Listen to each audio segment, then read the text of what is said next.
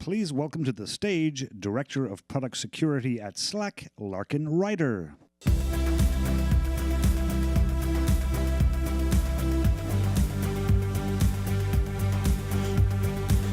Hello.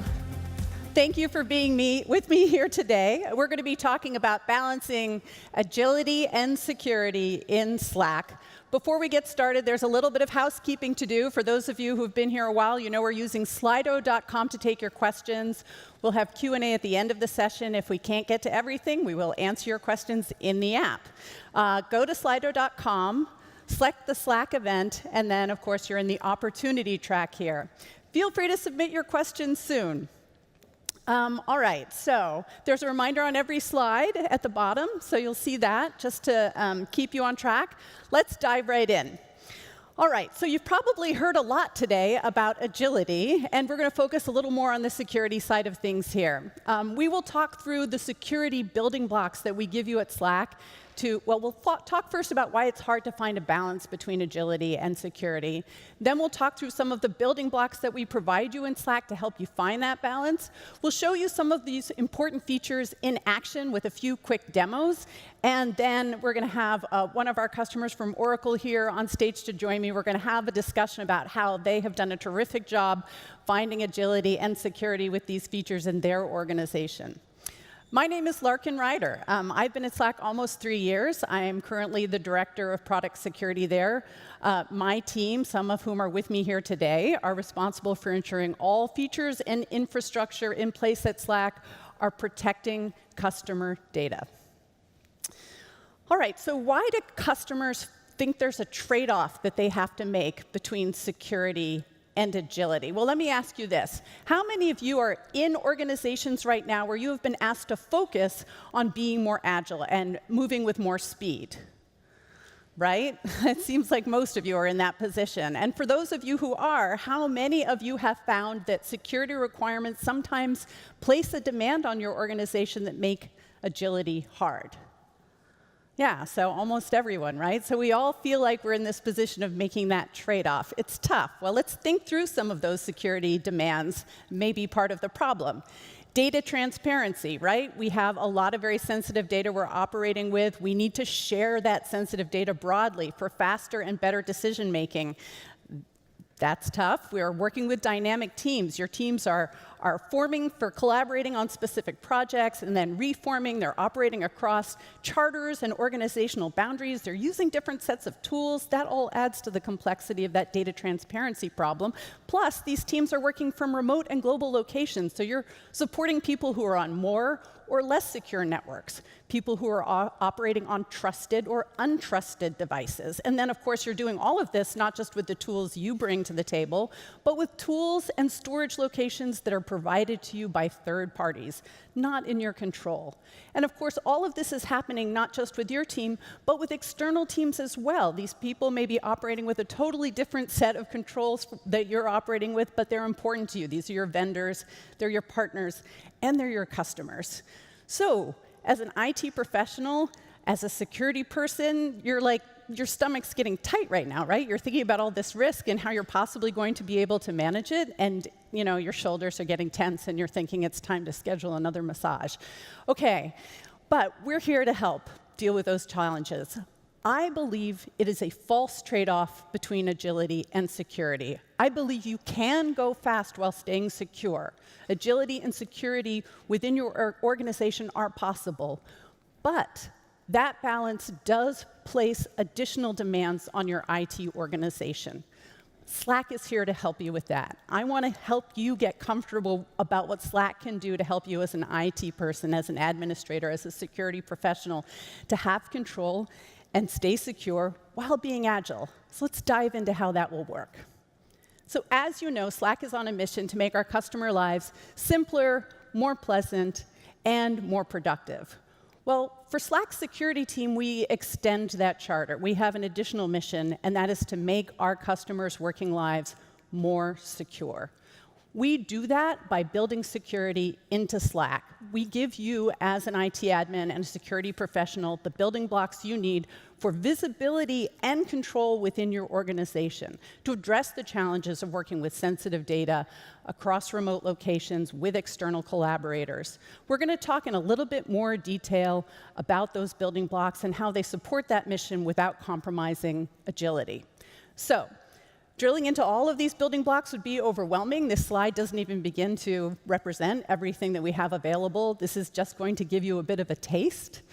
We're going to talk through a few things in a little bit more detail, but you'll have to explore on your own to figure out the full depth and breadth of capabilities that Slack offers you for security. And of course, members of our security team are at the help desk on the expo floor, so you can talk to them and they can give you a bit of a deeper dive. First up, let's talk about certifications and compliance. You've heard a little bit about these already in the presentation this morning. We pay rigorous attention to these standards. We are working with highly regulated customers across finance, healthcare, and government. We're serving a wide range of industries, and to serve those industries and the ones we will be in the future, we're going to be continually raising the bar, pursuing additional standards and certifications. Next up, we can talk about identity and authentication. Now, if you're an IT professional, you're probably spending most of your day dealing with identification and authentication issues. If you're a smaller organization, you can start with more manual features. You can provision your users simply using a unique invite link and provision 2FA with an SMS code. Or maybe you're a mid-sized organization and you need a bit more automation. So we can use processes like whitelisted domain sign-up for your provisioning. And then, of course, our larger enterprises have independent identity providers that they want Slack to sync with. So we used our scheme-based provisioning protocols for creating those new accounts and removing them when people leave your identity service. And of course, we have SAML for integration with your single sign-on provider, and they may also provide your two-factor authentication. But I'm really excited about Slack's audit and accountability features. These features keep you as an admin connected to exactly how people are using Slack. Our audit API lets you ingest logs of activity that are going on right now in your Slack organization. You can see admin changes. You can see sessions that are logging in. Further, data loss prevention integration lets you dynamically monitor for and act on information that maybe shouldn't be shared in your Slack workspace. And then finally, we have access control. We have features that let you manage data appropriately in any context, regardless of sensitivity. These are easy to use and secure defaults that you would expect from any well-designed and well-secured cloud service provider. You've heard a bit already today about EKM, our Enterprise Key Management Service, which allows customers to bring their own encryption keys to protect their Slack data. We're going to show you a bit more about that as well. So now we've talked about a few of these building blocks, it's time to see how they work. I'm going to give you a few live demos or a few recorded demos so you can see them in action. So Alex here is going to help me. Alex is an IT admin with Agile Corp. He's going to put these features into action to help him stay secure, to help making sure that even when things go wrong, he's able to keep the data protected at Agile Corp. So this first video. Well, mistakes happen, and when they do, it's important to be able to resolve them. We are going to use the data loss prevention API to take corrective action at the exact moment data is being inappropriately shared within Slack. So you're going to see a video in which a user adds private data to a public channel against the policy of Agile Corp.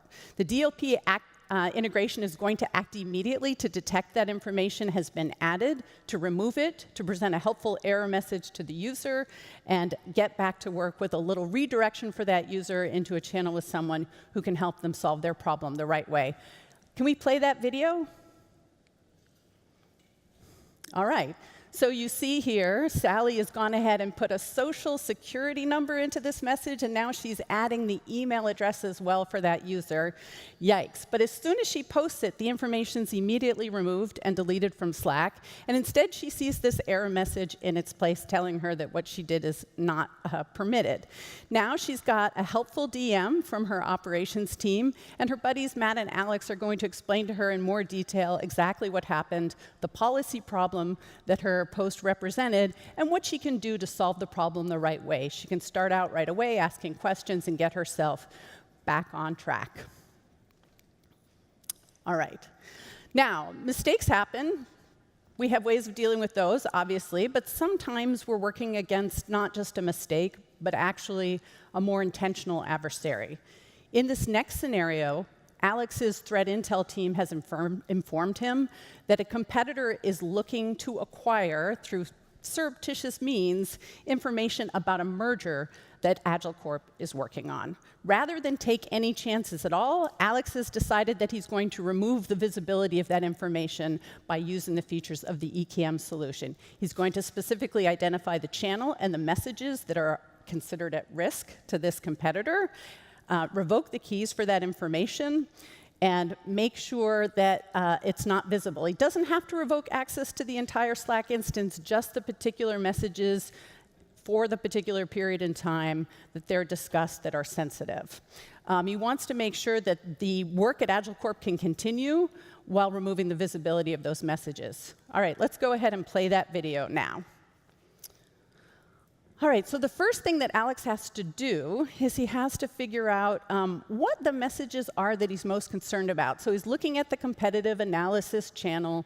He's looking at the information that's being discussed there, and he's deciding which time periods are the most sensitive. All right, I think he's found it. He's kind of figured out this one particular hour seems to be the most risky.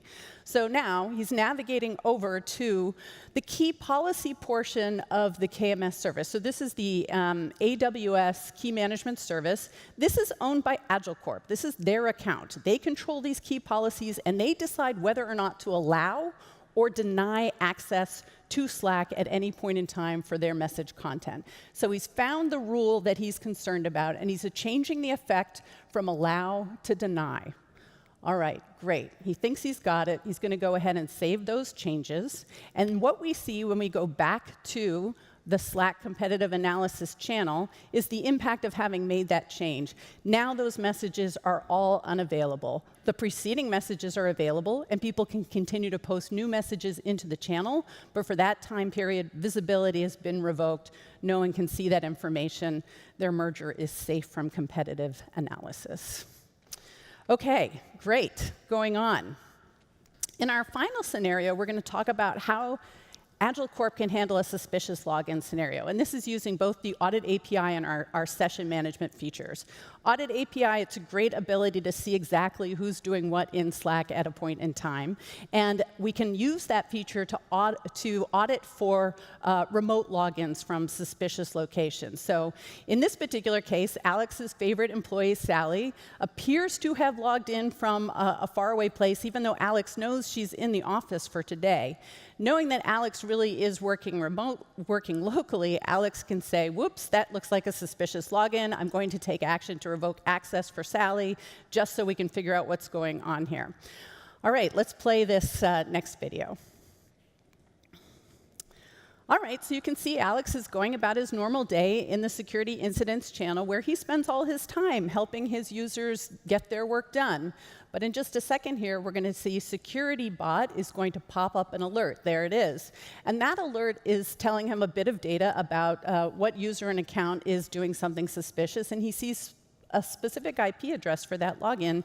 Arizona, that can't possibly be. He saw Sally in the lunchroom just earlier that day. So he's decided to take action to make sure there's no risk of exposure of unauthorized data.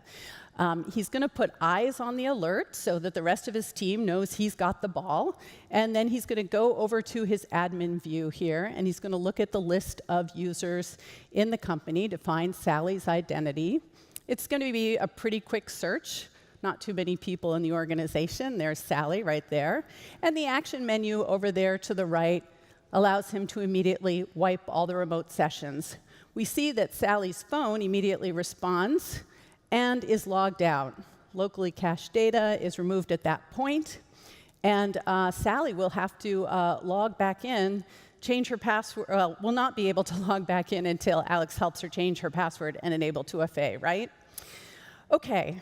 So those are 3 scenarios in which Alex was able to use the security building blocks to maintain visibility and control of critical operations within AgileCorp and keep data safe. The organization can handle private data. The organization can discuss sensitive business. They can stay safely connected when they're working remotely. All of that is just fine because they have the tools they need to see and to respond to the common risks that we are concerned with in the business environment. Agile Corp doesn't need to make a trade-off between agility and security with Slack. They have both. All right. Now, as you heard in the keynote, these features don't stop there. We're continuing to innovate our security capabilities, build out what we can do for you in Slack with such additional features as secondary authentication and more session management. This is just the beginning. We are thrilled to continue working with our customers to meet their most stringent security requirements. And now it's time for my favorite part. This is when I get to have a conversation with one of our customers, always the best part of my day. I'm always amazed to hear the great ways they've been able to use Slack, even in incredibly large and complicated organizations. So with that, I'd like you to please join me in welcoming from Oracle, Senior Director of IT, Sudhir Dureja, to the stage. Hey, thank you so much. Have a seat. All right, Sudhir, thank you so much for being here. It's been great to be able to talk with you. I've really enjoyed hearing about the wonderful work your team has done at Oracle, and I am eager to share it with the rest of the people here today. Tell us a little bit about yourself to start. So I run an application engineering team at Oracle, which is responsible for engineering effort, development, and integration for a lot of our intranet and external-facing digital properties. In case of Slack, I'm responsible for building various tools and services which help us to automate and streamline our deployment at Oracle. That's amazing, the work that you've done. And I know you've struggled with maintaining a high level of security, but you also need to be agile. Can you talk a little bit about how that has been a challenge for your organization? Absolutely. So security is a very important fabric at Oracle. So anytime any service can be deployed, doesn't matter what it is, whether it's an on-premise or cloud, we go through a very rigorous architecture review and a security review process. And we might think that balancing, for such a large company like Oracle, balancing agility and security must be a very complex task. But in context of Slack, I would say it has been a fairly easy journey. Slack provides such a wonderful, easy to understand, robust APIs. We leverage them very heavily, and we were able to leverage those platform capabilities and build lots of tools and processes which made our security team pretty happy and allowed us to move at a very fast pace. That's wonderful to hear. I'm curious to know, what was it like before Slack was implemented at Oracle? What were the problems you had then that maybe you don't have now? Yeah, no, I think that's an interesting question. Before Slack, as we heard in the morning keynote, we were largely an email-based company. And as we know, email is or those SMTP protocol is very different protocol where once the data has been delivered, it's delivered, and we don't have same level of controls to prevent the data leak or to be able to control your PI data.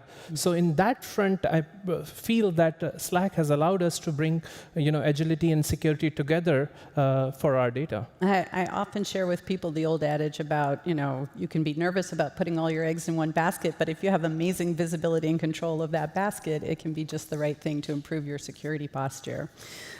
So what security features are you using at Oracle? What are most important to you for maintaining your agility and security balance? So we use pretty much extensively, I would say, most of the features of the platform, but few which I may want to call out is, first and foremost, is the data loss prevention. So Slack provides very robust DLP APIs. We have leveraged them extensively to build a data loss prevention platform.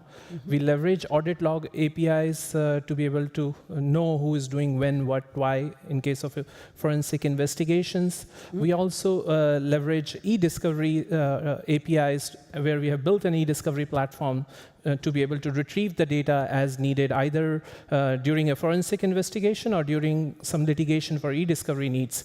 as well as we have leveraged the channel management APIs to build what we call is a channel management portal where the workspace admins can set up the retentions at an individual channel level for their needs. I'm so glad to hear people are leveraging the retention capabilities. As someone who was formerly responsible for managing a retention schedule, I know how impossible that can be to do without really great automation. Thank you for doing that on behalf of my friends who are in that boat. I really appreciate it. But tell me more about the DLP solution, because I think that's a really interesting area. I've learned, in my time here that not everyone is aware of the DLP capabilities and the important role data loss prevention plays in the security model for most companies.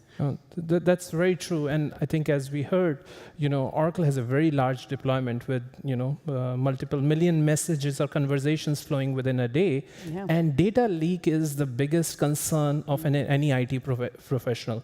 So that was our concern, that how can we have right controls in place. So we leveraged the Slack DLP and the discovery APIs to be able to build a regular expression-based rules engine so that we can monitor and watch for various kind of data leaks, which could be your PI data, PHI data, PCI data, it could be your intellectual property. But what it allowed us is to build an engine which is agile with the tomorrow's security needs. We do not know what might be the case where we want to prevent that data leak. So we were able to very quickly come up with that DLP engine, which monitors all the data going through the Slack and be able to take an action. And at that point in time, we basically, based on the configuration, either obfuscate a portion of a message, obfuscate the whole message, or tombstone the file, send a bot message to the concerned person, notifying them of violation, and even have a process of an appeal process that if there is some false positive happening, then they can repeal and somebody in the security can react to it. It's so wonderful to hear about that. It's so wonderful to hear about how you've taken the basic functionality and you've extended it to really serve the needs of the users, make the lives of the users, clearer and more productive. The appeals process is a great addition to that capability. Lovely to hear about that. And I imagine, though, that was a massive feat to build a custom DLP. And credit to your team that they were able to do that. I'm really curious to hear what the challenges were, what made it difficult, what made it easy. Yeah, so in any solution delivery, there's a technical part and kind of non-technical or business part. I think technical part, I will say, was fairly easy. Slack provides very robust discovery and DLP APIs, which we could very easily leverage. And then we leverage a lot of capabilities of Oracle database, so we maintain all the data into a Slack data warehouse and Oracle database is very well known to be able to scale for that volumes of the data. So we were able to very quickly build a solution leveraging the Slack capabilities as well as Oracle database capabilities for that. I think the harder part, or I would say much longer part, was working through our European Workers Council, explaining that, working through our legal and the various teams to identify the process, who can institute a rule, who can act. Those, I think, much longer than coming up with a solution on that respect. Yeah, that's often true. I don't know how many people in the audience have had the privilege of working with the European Workers' Council, but they definitely have the spirit in place for protecting their personnel, and that's wonderful. But it does force us all to operate to a very high bar with respect to protecting those workers. So that's great. And you were, fortunate to be able to leverage all the experience of Oracle, right? So you obviously have a lot of great capabilities for data management within your organization, but I'll take the opportunity to mention that we have great teams within Slack who are here to help with both the technical and business parts of the deployment, right? We have a very rich environment of customer services and developer relations teams who are here for that purpose. So shout out to those guys because they're really great.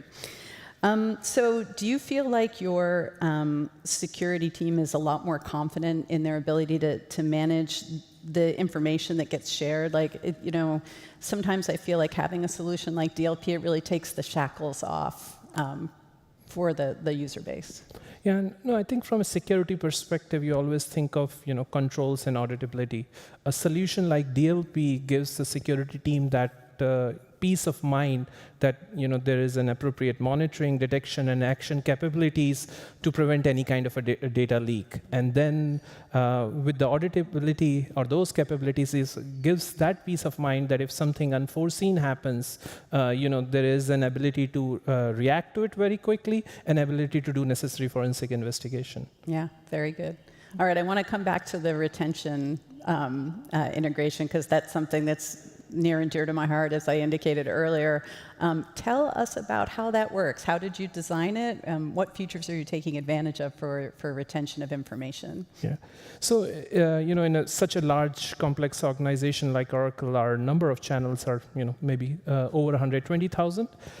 So every line of business and business units have various complex needs where the retention has to be more managed at a channel level. We come across scenarios of retention needs from months to years to days, and lately we have been working with some of the teams who need the retention within few hours. So there's just such a wide variety of the needs which come around. And also, as we start to bring in data from various disparate systems, because we want Slack where all the notification and all the information flows, the security teams have a concern that the data when leaving the source system must follow the same retention which was enforced at the same system in the Slack. So if I'm moving some of my data from my customer support system, coming into Slack from a notification and ease perspective, it should match pretty much the retention rule setup. So to solve all these scenarios, we leveraged the channel management APIs, where basically we were able to give the ability to our workspace admins to be able to configure at a given channel the retention they want, right from the hours to days to weeks to months, and which allowed them to be able to configure that, allowed us to be more agile and integrate fast, because we did not have to worry about retention challenges, and it allowed us to roll out in a very rapid manner. That's amazing. You've really empowered your business owners with the tools that they exactly need to feel comfortable with sharing their data in Slack. It's great. So I want to move on to the question that I get. One of the questions I get the most often, it's hard to pick the one I get the most, but definitely one of the things users are concerned about is how we manage apps, right? So integrating with our app directory, it's wonderful. It allows our users to take full benefit of the power of the whole ecosystem on the one hand, but on the other hand, it is certainly a lot of third-party relationships that you're activating when you're leveraging that. I'd be curious if you can share anything about the way you approve apps for use with your Slack workspaces at Oracle. Yeah, and I think that's a valid concern. Our security had a similar concern of what risk it poses around it. So to work through this, what we classify as the two categories of integration. One, which is just bringing the data into Slack, which is typical scenarios you will call incoming webhooks or in applications trying to feed data into the Slack. So we have a very streamlined process of that because we have the DLP capabilities to prevent the data loss, because we have the retention. So we pose no risk to bring those kinds of data by combining these. Then second category can be a little bit more complex, where we do want, based on the information in Slack, there is some necessary action in another system, or the information from a Slack flowing into another system. So we do have to go through a review process for that, but to make it more agile, we formed a team comprising of our security teams, business stakeholders, and IT, where we meet on a bi-weekly basis, where we walk through the controls, look through the controls, make through the decisions, and can move forward in a very rapid and agile form. So I think both these, bringing the right governance process and identifying these buckets, has helped us to move forward. That's wonderful. I think that's one example of a really key security and governance process that mature organizations know that they have to have in place. I'd be curious to know, if you have other examples of governance processes you've set up at Oracle. Yeah, no, I think in any large deployment, the tools and services can only do so much. They help and facilitate in a large-scale deployment, but having a strong governance is the key. So we have, I could say, multi-level of governance. One is like a overall governance board, which comprises major stakeholders from the lines of businesses and IT to make key policy decisions.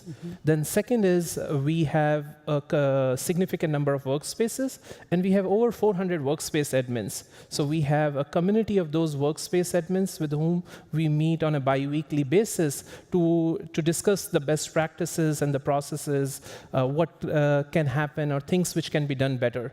And the third level, which I already discussed about some of the app-related governance models. So all three kind of levels allows us to move forward in a more rapid fashion. I love it when our customers share stories about how they use Slack to run their Slack, and security awareness is a great example of how Slack is a very powerful tool that can move your organization forward in a very positive way for security in particular. All right, so what do you look forward to doing next with Slack? What is your team? You have a great team, obviously. They've taken advantage of some great features. You're here, you've learned about some new things. What are you excited to try next? So a couple of things on the bucket list one is we want to enhance our DLP solution with more machine learning and a behavior analysis to minimize our false positives. Secondly, we leverage audit APIs, and I know Slack has been extending the capabilities of the audit APIs. We want to leverage them more, but we also want to make them more reactive so that based on the information coming, we can take a corrective measure instantaneously versus a human taking a corrective measure. So we want to bring those levels of automation, and we are also excited about the EKM capabilities we are talking. We definitely want to look at it. And finally, I'm most excited about is the administration APIs, which were discussed earlier in the session. Yes. I think I really feel we can streamline our whole apps rollout process, management, and all those aspects where there are often more human interactions involved. So I'm very excited about that. Yeah, I'll double click on that. I'm also very excited about the admin APIs. That is going to be incredibly powerful. I can't wait to see what you do with those features. You and I are going to have to get together and talk about that really soon. All right, so what's the one piece of advice you would have for our audience? You know, looking back, and one of the things which we did, and if I was to advise, is right in the beginning of your project, form one or two key engineers, empower them with all the Slack APIs, because I think Slack is wonderful and great documentation, great samples of the APIs, but important is that empower some engineers to understand that, so that as you start on your journey, you are going to see various needs of an automation. You're going to see various security challenges. You will be able to react and adapt to them in a very agile fashion and deliver those capabilities to the business. So that's one advice I'll definitely share with everybody. And I think irrespective of the size, whether you are a smaller size company or a mid-size, I think this will equally work for everybody. Oh, that's great advice. Thank you. Thank you so much. All right, I'm going to switch over to questions now. We have this lovely app here, so we don't have to run mics around through the audience. And I'm going to ask you to stay here with me while I'm going through the questions in case you would like to help me answer any of them. That would be lovely. All right, so the first question, it says, I work in the government and our Slack use is limited due to FedRAMP and FOIA restrictions. Are there any plans in place that would allow government agencies to use it? I am so glad to get that question. We've been working really hard on FedRAMP. We do have an authorization from GSA for low-impact data, and that is an authorization, an ATO that we have today. So we are compliant for organizations that want to use that are beholden to FedRAMP and want to use Slack with low-impact data. And we're working on extending that capability. I don't have a time frame yet, but if people want to talk to me in person, I'd love to talk more about what your specific use cases are and how we could help you get Slack in your agency. So thank you for that question. And the next question is, how are messages stored securely in Slack? That is, without a whiteboard, that's a really hard question to answer because there's so much that we're doing to secure that information. I think one of the questions I get a lot from our customers is, what are you doing to limit access for Slack personnel to your messages? Obviously, EKM is one thing that we do. So just to dive in a little bit on the architecture and the EKM solution, we have the Oracle that does the actual encryption and decryption. That's the only piece of infrastructure at Slack that is permitted to, and that's Oracle with the little o, not Oracle with the big O. That's the only piece of infrastructure that is allowed to access the keys that our customers provide for encrypting and decrypting the messages. And that system does not permit any user login, so it's not possible for anyone to interact directly with those keys at Slack, and that's an important step we take for protecting messages. But even in the absence of EKM, we're using encryption on our systems and throughout our infrastructure, obviously. And then we have a great internal security bot that we run that I'm incredibly proud of, because it's looking for every access that's being done by administrators, every change in privilege that's happening on our systems that could even lead potentially to a compromise. Those are being detected, alerted, and monitored by our security team. And all of that is actually it's channeled to a separate secure enclave, right? Completely separate from the rest of the infrastructure that only the security team is permitted to access. So we have a lot of monitoring in place in addition to encryption and other secure storage and access control mechanisms. I could go on for days, so find me after and we'll talk more if you guys want to double click on any of that. The next question is, what DLP partners do we integrate with?